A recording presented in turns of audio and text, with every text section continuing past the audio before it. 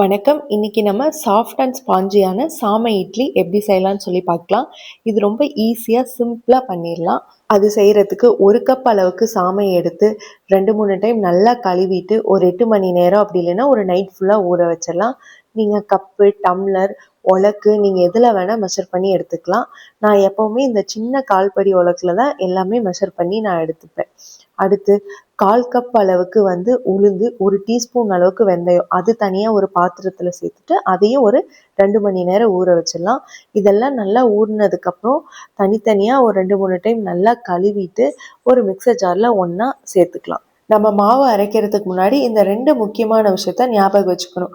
First என்ன அப்படின்னா, நம்ம இதில் இட்லி ஊற்ற போகிறோம் அப்படிங்கிறதுனால இந்த மாவு லைட்டாக குருணையாக இருக்க மாதிரி இந்த மாதிரி அரைச்சி வச்சுக்கணும். அப்போ தான் இட்லி மெதுவாக சாஃப்டாக கிடைக்கும்.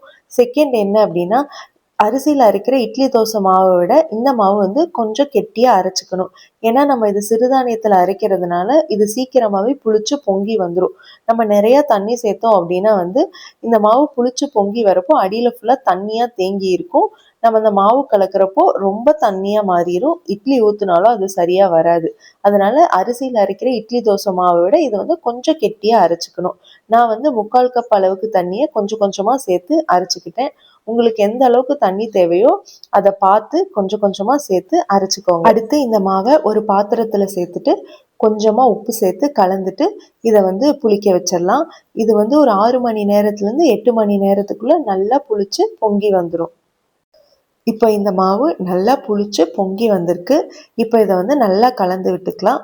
அதாவது ரொம்ப போட்டு கலக்காமல் லைட்டாக ஜென்டிலாக கலக்கி விட்டாவே போதும். அடுத்து அடுப்பில் இட்லி பாத்திரத்தை வச்சுட்டு அதில் கொஞ்சமாக தண்ணி சேர்த்து அது நல்லா கொதிச்சதுக்கப்புறம் இட்லி ஊற்றிக்கலாம். இப்போது இட்லி எல்லாம் ஊற்றியாச்சு. ஒரு மூடி போட்டு மூடி ஒரு 7லேருந்து 10 நிமிஷத்துக்கு வேக விட்டலாம். இப்போ நல்லா வெந்திருக்கும். இது வெந்துருச்சான்னு செக் பண்ணுறதுக்கு ஒரு விரலை தண்ணியில் விட்டு நனைச்சிட்டு அந்த இட்லியில் குத்தி பார்த்தோம் அப்படின்னா விரலில் மாவு எதுவும் ஒட்டாமல் வரும். அப்படின்னா வெந்துருச்சுன்னு சொல்லி அர்த்தம். இப்போ வெந்துருச்சு. ஸோ இந்த இட்லியெல்லாம் நம்ம எடுத்துக்கலாம்.